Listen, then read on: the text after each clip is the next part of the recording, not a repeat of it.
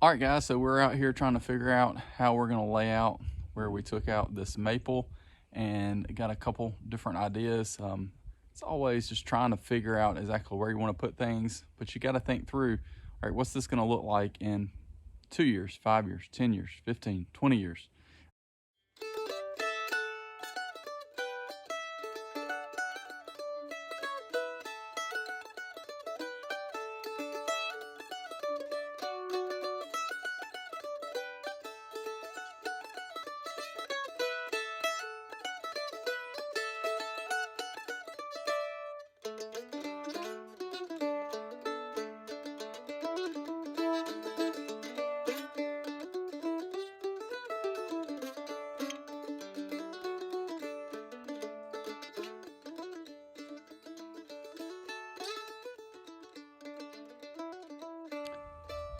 All right, guys, so we're out here trying to figure out how we're going to lay out where we took out this maple and got a couple different ideas. It's always just trying to figure out exactly where you want to put things, but you got to think through, all right, what's this going to look like in 2 years, 5 years, 10 years, 15, 20 years? Who knows if we'll still be here or not. I certainly hope we will be, but, thinking about retirement and those kinds of things, if you're, within 20 years of that.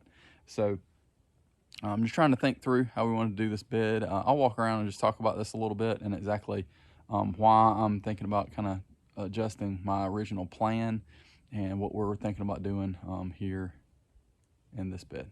So let me flip it around. Let's see. All right, guys, so I have not moved a step, and I actually already planted this tulip poplar that was volunteer over by the other maple that we put in.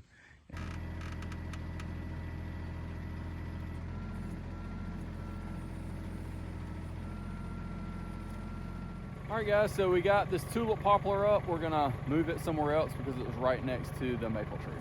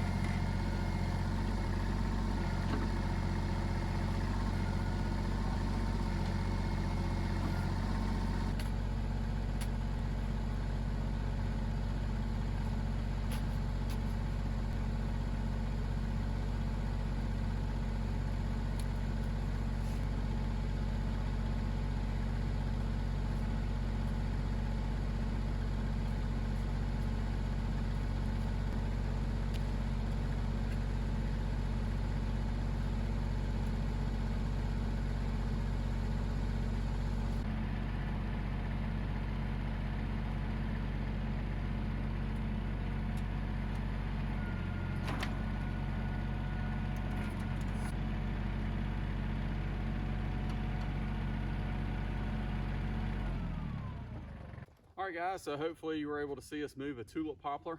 This actually sprouted 2 years ago. It was about this tall last year, and then it's like I need to do something with it. I didn't, because it's right next to the free maple that we planted.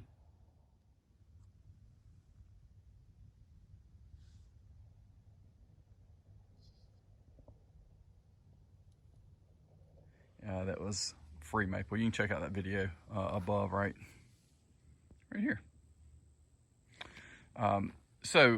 Kind of thinking through. So we've got this tulip poplar that I've got here, and then we've got a red maple that I want to put in. And I'm just trying to think through exactly how and or where we want to put those. At first, I was thinking about putting them approximately where they are right now. And that would put them at about, the limbs would probably touch, but that's no problem. I mean, it's not like they're right up on each other.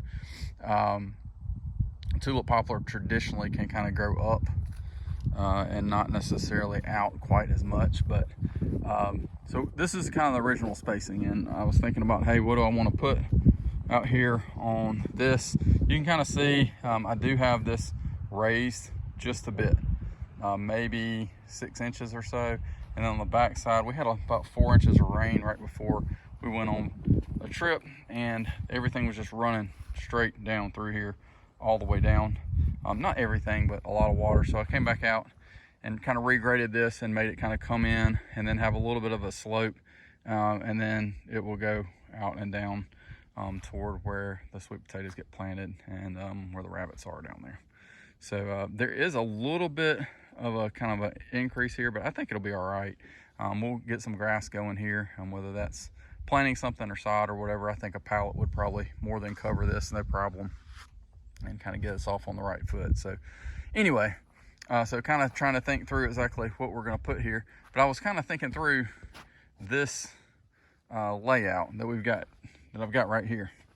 And the other aspect is just kind of thinking through, all right, where are we sitting from our breakfast area, and how's this going to look? And essentially, I'm going to kind of get in a general angle.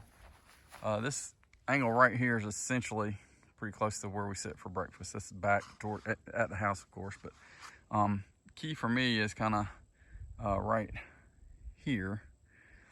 Tulip magnolia here, Saucier magnolia. We've got a small hydrangea right there under this window. Bunch of irises and lilies right in here, and then nandina right here, and it actually will grow up right here in this space where the high window is a Japanese maple. And then we've got a Cuba back here, as well as a paniculata hydrangea. So I just don't want to block a lot of that stuff. We also planted azaleas all through here. Got a video on that as well, but just kind of getting a general idea. I don't want to block all that. Again, I don't mind it being at least somewhat blocked for a little bit of time until these trees get bigger. But kind of thinking through this, I'm thinking I want to put this maple like right here, and that way when the sun comes, I'm gonna flip us around. All right, so when the sun is coming in wintertime, it actually comes from this direction. It kind of comes up, over, and across. And so basically this whole side of the bed will be in sun all through winter. And then obviously in summer, it'll be pretty good as well.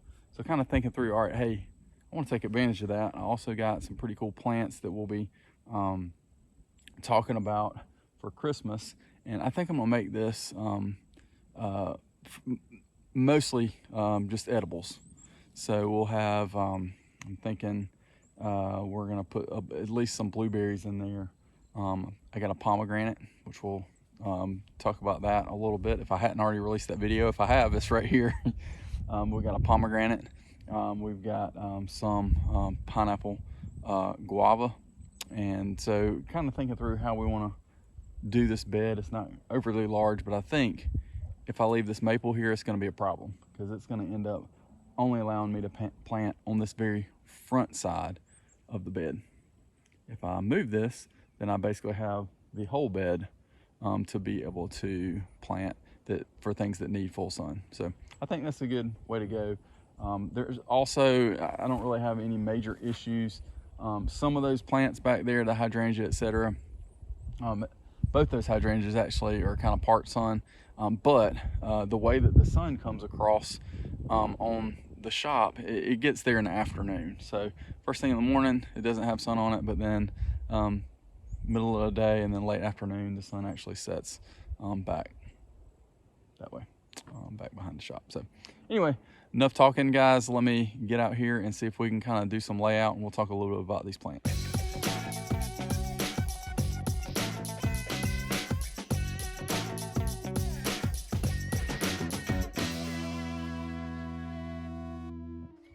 All right, guys, I think I got the layout, so I'll just go over really quickly.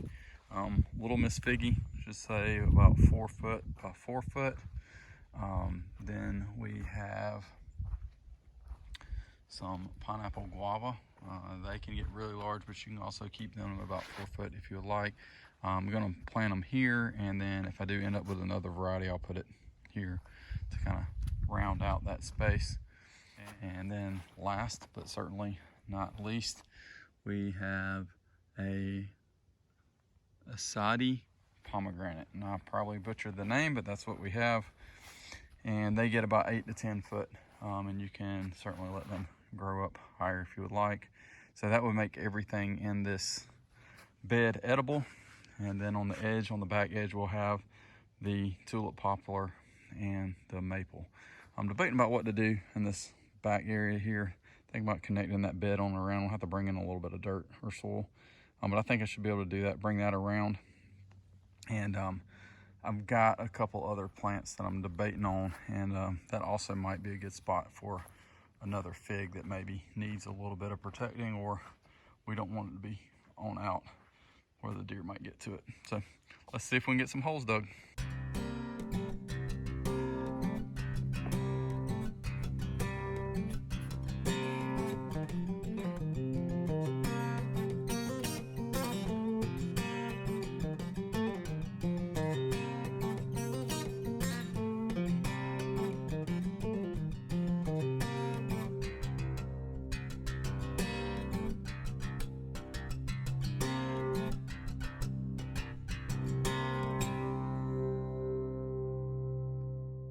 All right, guys, so we got the Little Miss Figgy in and the Azadi Pomegranate. On to the pineapple guava.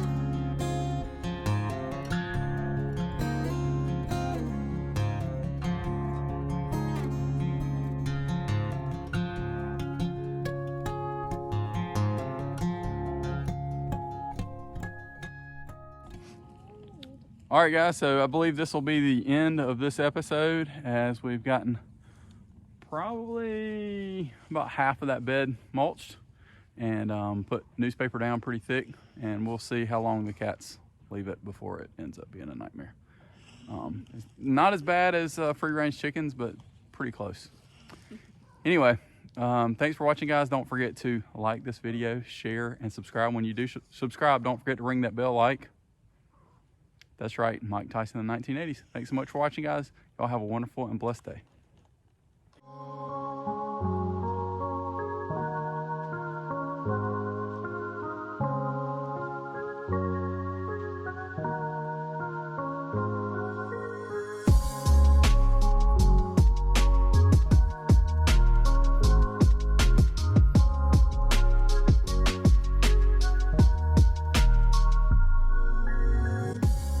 Quick preview of next week's video, as we're adding even more fruit trees and plants to our edibles bed.